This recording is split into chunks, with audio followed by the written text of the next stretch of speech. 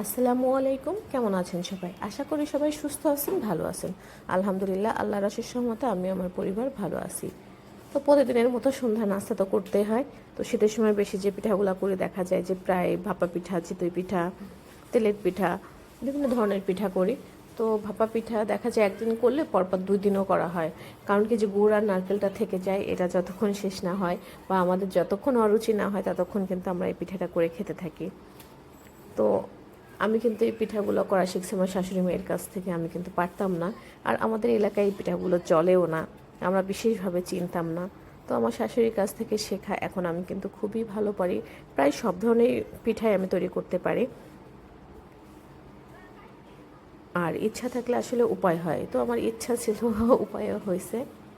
তো আমার মনের ইচ্ছাতে আমি করি। আমি কিন্তু মানে অনেক ধরনের পিঠা করা শিখে গেছি, অনেক ধরনের পিঠা, অনেক রান্না। আলহামদুলিল্লাহ, আমার ক্লান্তিও লাগে না। আর আমার বাবুরা যে জিনিসটা খেতে চায় বা আমার ঘরের লোকজন যে জিনিসটা খেতে চায়, তো সেটা আমি করার চেষ্টা করি সব সময়ের জন্য। আমার ভালো লাগে ঘরে তৈরি করে যে কোনো জিনিস খেতে। আর বাইরের খাবার খাই না বলবো না, কিন্তু মাঝে মাঝে খুব অরুচি হয়। তো এই জন্যই মূলত হচ্ছে যে আমার এই ঘরে সব খাবার তৈরি করা বা শিখে নেওয়া। আর এই গুড়টা আজকে আমার শ্বশুর কিনে নিয়ে আসছিলেন,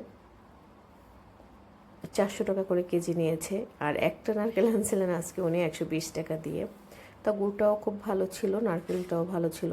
আর গুড় যতই ভালো থাকুক না কেন, এর তো একটু ভেজাল হবেই। তো উনি যখন গুড় কিনতে গিয়েছিলেন আমাকে ফোন দিয়েছিলেন, আমি বললাম লাল টকটকা গুড়টা নিয়ে আসবেন, ওটা দিয়ে পিঠা খেতে খুব মজা লাগে। তো ঠিকই উনি নিয়ে আসছেন, উনি খুবই ভালো সুন্দর গুড় নিয়ে আসছিলেন। আর বাসায় গেস্ট আছে, গেস্টদের এখন পিঠা তৈরি করতেছি আর রেডি করে করে দিচ্ছি। আসলে ভাপা পিঠা দেখা যায় যে গরম গরম খেতে আলাদা টেস্ট লাগে, স্বাদ লাগে। আর আমার গরমও ভাল লাগে, আবার ঠান্ডাটাও আমি খেয়ে নিই চায়ের সাথে। আমার কিছু লাগেই, তো ঠান্ডাটাও আমি চায়ের সাথে খেয়ে নিই সুন্দর করে। আর আমি যে ভিডিও করতেছি এখানে কিন্তু আমার বড়বাবু আমাকে হেল্প করতেছে। দেখা যায় কখনো বড়বাবু থাকে, কখনো ছোটবাবু থাকে। তো প্রত্যেকটা পিঠা কিন্তু খুবই সুন্দর হচ্ছে। তারপর এই যে আমরা বের হয়ে পড়বো, পরের দিন সকালবেলা আমার বাবুর রেজাল্ট দিবে। তো আমরা বের হয়ে গেলাম বাবুর রেজাল্ট আনতে। ষষ্ঠ শ্রেণীতে প্রথম স্থান অধিকার করেছে ফারিক বিন তৌফিক। ফারিক বিন তৌফিক দ্বিতীয় স্থান অধিকার করেছে। সকালবেলা যখন বারান্দায় আসি তখন মনটা এমনিই ফুরফুরা হয়ে যায়। কি যে শান্তি লাগে বারান্দায় এসে ফুল গাছগুলো দেখলে। আর এই যে আমার এই কি গাছ, নাম জানি না, সে ফুল গাছে যে ফুলও ফুটছে।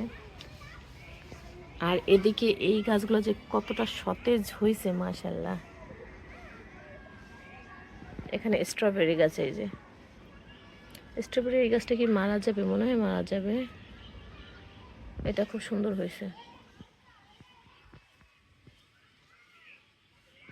এটা বেঁচে গেছে এই যে, কিন্তু এই গাছটা খুবই সুন্দর হয়েছে। আর এই গাছগুলো প্রত্যেকটা গাছ খুবই সুন্দর হয়েছে। তো মন ভালো হয়ে যায় এই গাছগুলো দেখলে, যে এত ভালো লাগে। আর যখন খাবার খায়, ভাত খায়, তখন দেখা যায় যে মাঝে মাঝে গাছ থেকে ঝাল ছিঁড়ে নিয়ে খায়, সেটা তো আরও স্বাদ, একটা মানসিক তৃপ্তি।